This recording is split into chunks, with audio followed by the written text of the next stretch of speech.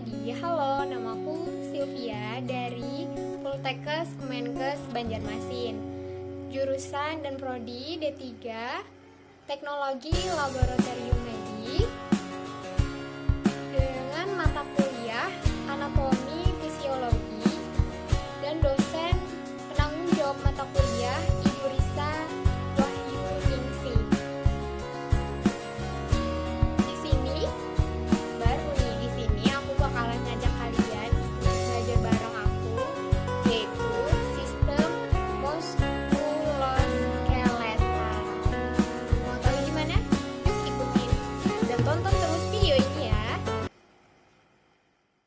Sistem muskuloskeletal. Menurut kalian apa nih sistem muskuloskeletal itu? Kalau secara otak kalian tuh apa tuh? Baik, sistem muskuloskeletal itu merupakan penunjang bentuk tubuh dan bertanggung jawab terhadap pergerakan.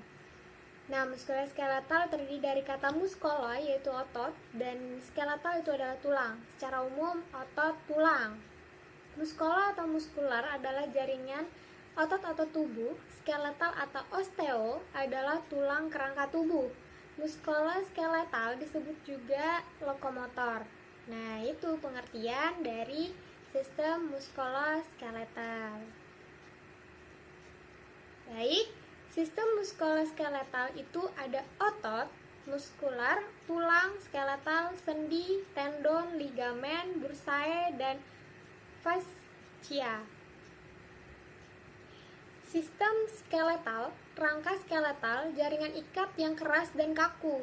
Jaringan penyongkong itu banyak mengandung mineral, zat perekat, dan kapur.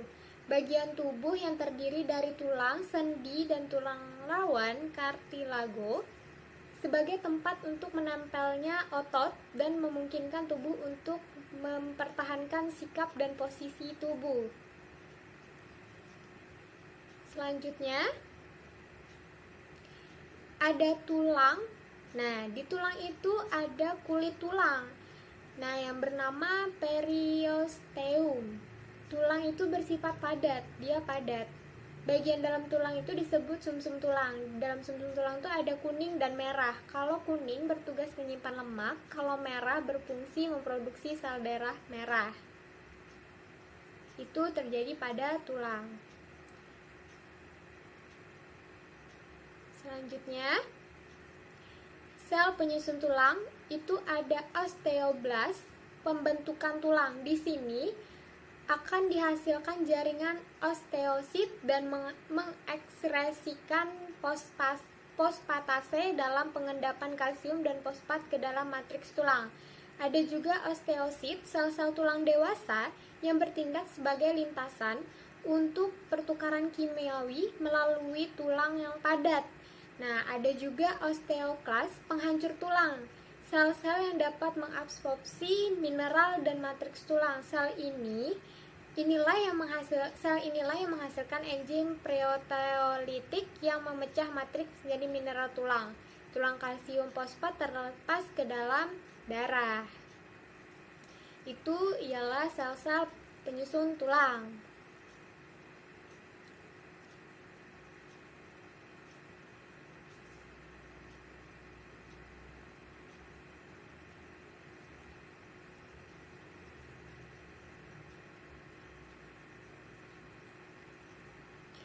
Nah, di sini ada gambar sel penyusun tulang, osteosit, osteoblast, osteogenik, dan seperti gambar tersebut. Ada osifikasi endokondral. Ini seperti gambar tersebut juga. Pembentukan tulang. Nah, di sini ada komposisi tulang. Komposisi tulang itu terdiri dari mineral dan jaringan organik, kalsium dan fosfat. Nah, faktor pertumbuhan tulang itu ada herediter, nutrisi, faktor endokrin, persarapan, dan faktor mekanisnya.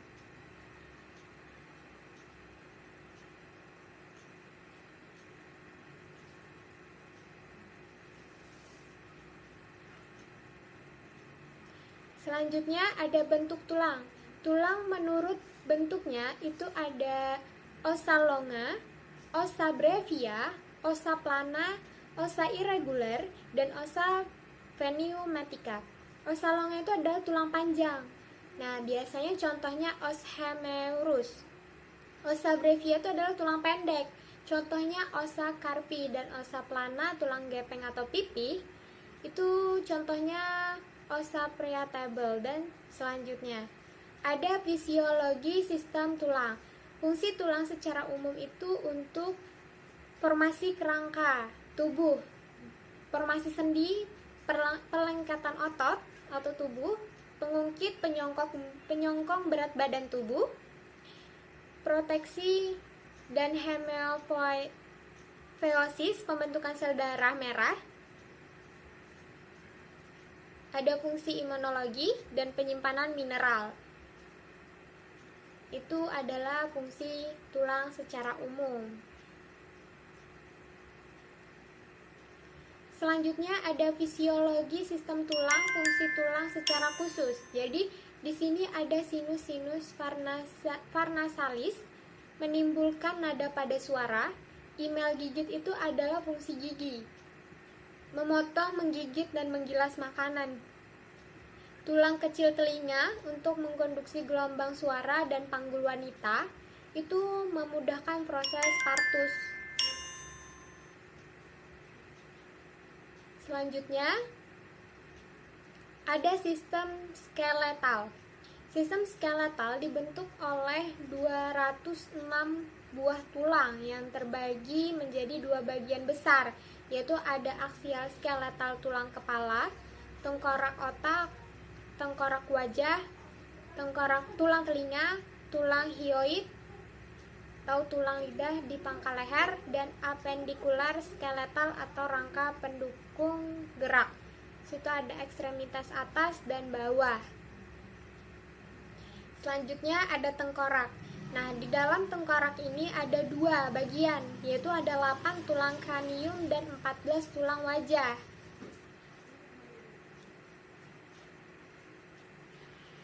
Tulang kranium itu ada satu tulang oksipital, tulang kepala belakang, tulang parietal, tulang ubun-ubun, tulang frontal, tulang dahi, tulang temporal, tulang pelipis, dan selanjutnya ada tulang wajah. Itu ada bagian rahang dan bagian hidung.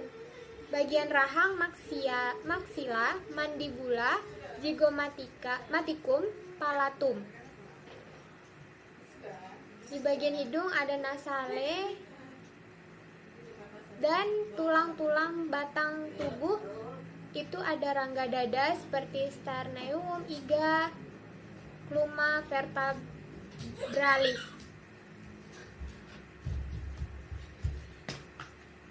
Vertebra ada beberapa jumlah, ada cervicalis itu ada 7, ada thoracalis ada 12, lombalis ada 5, dan sacralis ada 5 juga. Dan ada tulang ekstremitas atas. Di sana ada tulang gelang bahu, humerus 2 buah, lengan bawah. Di sana ada radius dan ulna. Ada tangan, di sana tulang karpal, metakarpal, dan falange. Itu ada di bagian dari tangan, dan ada juga gambar yang tersedia di sana. Tulang panggul atau pelvis, di sana ada tulang sacrum, tulang coccygeus, tulang coccyx. Nah, dan di sana juga bisa kita lihat ada gambarnya.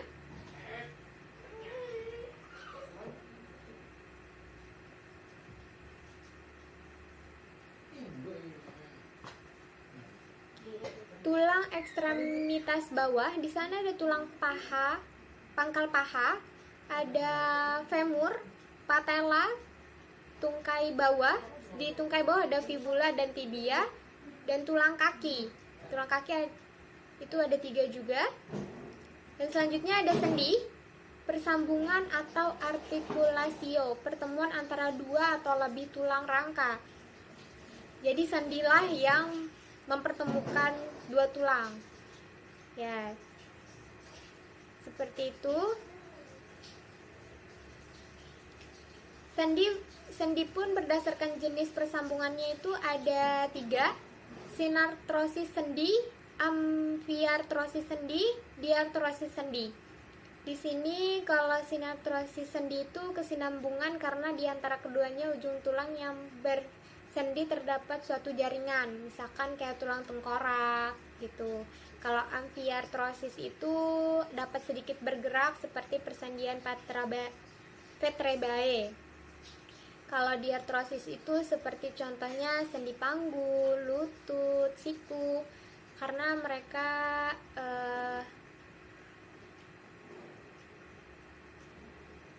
selanjutnya ada ciri sendi sinovial. Nah, ciri sendi sinovial ini ada kapsul sendi, membran sinovial, cairan sinovial. Kalau kapsul sinovial itu menutup persendian, memperkuat dan diperkuat oleh ligamen. Nah, kalau membran sinovial itu memproduksi cairan sinovial untuk menggubris sendi dan mencegah gesekan antara kartilago. Seperti pada gambar bisa kita lihat seperti itu. Selanjutnya ada lagi gambar Nah, di sana ada tendon, seperti itulah gambar tendon. Ada muscle belly. Nah, terus tuh setelah itu ada sistem musculus atau otot. Nah, sistem otot ini terdiri dari otot, fascia, dan tendon. Otot itu membentuk 43 berat badan. Sepertiganya merupakan protein tubuh dan setengahnya tempat terjadinya aktivitas metabolik saat tubuh istirahat. Nah, proses vital di dalam tubuh seperti bernapas, kontraksi jantung, kontraksi pembuluh darah, peristaltik usus, itu karena adanya aktivitas otot di dalam tubuh manusia. Selanjutnya bisa kita lihat di sana seperti itu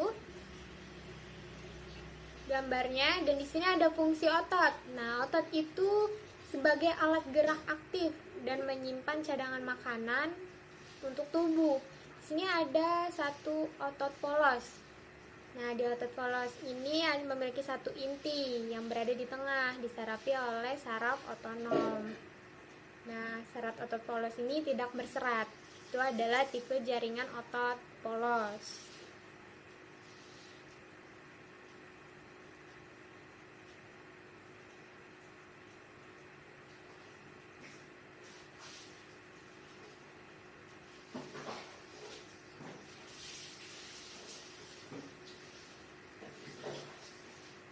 Baik, selanjutnya ada otot rangka atau otot serat lintang.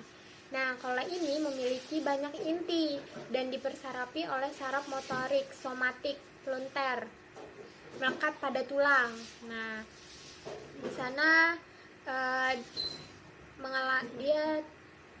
ada juga otot jantung, memiliki satu inti juga yang berada di tengah, dan dia disarapi oleh saraf otonom influenter, serat otot berserat. Nah, dia otot jantung ini memiliki serat otot berserat. Dia memiliki otot berserat di otot jantung. Selanjutnya, ini adalah gambar-gambar dan tipe-tipe jaringan otot. Kalau otot polos seperti itu, memiliki satu inti. Kalau otot rangka itu memiliki banyak inti, dan otot jantung itu berserat.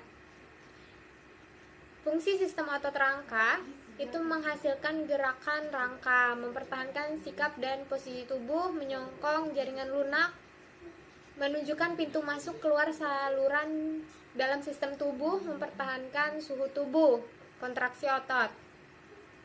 Itu fungsi otot rangka. Nah, seperti ini gambar otot rangka. Selanjutnya ada mekanisme gerakan otot. Nah, otot yang dapat menggerakkan rangka adalah otot yang melekat pada rangka. Garis-garis gelap dan terang pada otot rangka adalah myofibril, yang merupakan sumber kekuatan otot dalam melakukan gerakan kontraksi karena massa utamanya adalah serabut. Nah, di setiap myofibril tersusun atas satuan-satuan kontraktil yang disebut sarkomer. Garis gelap disebut juga zona Z. Sedangkan garis terang itu disebut zona H. Kalau zona Z itu merupakan bagian tumpang tindih dua molekul protein filamen otot, yaitu aktin dan miosin. Kalau di zona H itu pada saat serabut otot berkontraksi terjadi perubahan panjang zona Z dan zona H. Nah, ukuran otot dapat 20% lebih pendek daripada saat berelaksasi.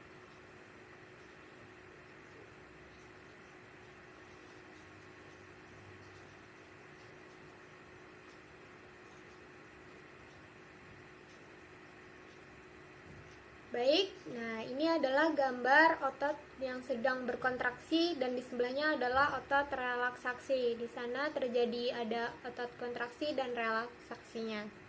Nah, salah satu penyakit dari sistem ini adalah osteoartritis. Nah, secara osteoartritis adalah peradangan kronis pada sendi akibat kerusakan pada tulang rawan. Osteoartritis ini adalah jenis artritis peradangan sendi yang paling sering terjadi. Kondisi ini menyebabkan sendi-sendi terasa sakit, kaku, dan bengkak. Nah, di sana juga ada gambar yang sendinya secara normal dan terkena penyakit sendi osteoartritis tersebut. Nah, beberapa faktor yang dapat meningkatkan resiko terjadinya osteoartritis itu biasanya berjenis kelamin wanita, terutama pada yang sudah menopause. Jadi mereka sudah menopause, mengalami obesitas, mengalami cedera pada sendi atau pernah mengalami operasi pada tulang sendi, melakukan pekerjaan atau aktivitas fisik yang menyebabkan sendi tersebut tertekan secara terus-menerus, memiliki riwayat osteoartritis dari keluarga, menderita penyakit tertentu seperti rheumatoid arthritis dan hemochromatosis, atau mengalami kelainan bawaan. Dan gejalanya pun penggakan pada sendi, munculnya suara gesekan pada sendi, melemahnya otot dan berkurangnya massa otot, munculnya taji atau tulang tambahan, itu munculnya benjolan pada sendi yang ada di jari, membengkoknya jari tangan. Nah, diagnosis osteoartritis ini biasanya dokter akan melakukan tanya jawab dulu seputar keluhan yang terjadi kepada pasien. Setelah itu dokter akan melakukan pemeriksaan fisik menyeluruh. Nah, termasuk pemeriksaan pada sendi yang terasa nyeri dan mengidentifikasi apa yang terjadi, apakah ada pembengkakan atau keterbatasan gerak terhadap sendi pasien tersebut. Nah, dokter pun bisa melakukan pemeriksaan penunjangan seperti pemindaian dengan cara ronsen dan MRI untuk melihat kondisi tulang dan mendeteksi peradangan pada tulang dan sendi. Adapun tes darah untuk mengidentifikasi infeksi atau penyebab lain. Dan ada juga analisis cairan sendi. Ini untuk mengetahui apakah terjadi peradangan atau tidak, atau ada infeksi pada sendi terhadap pasien tersebut. Sekian dari aku pembelajaran tentang sistem muskuloskeletal ini, dan sudah dipaparkan juga salah satu contoh penyakit yang terganggunya sistem muskuloskeletal ini. Dan kesimpulannya adalah sistem muskuloskeletal ini mencakup otot, tulang, sendi dalam tubuh. Dan jika ada salah satunya terganggu, maka akan terganggulah sistem muskuloskeletal ini. Sekian dari saya penjelasan dan paparan tentang sistem muskuloskeletal. Semoga teman-teman yang melihat video ini bisa bermanfaat dan bisa mengambil ilmu yang ada di dalam video ini. Semoga bermanfaat. Salah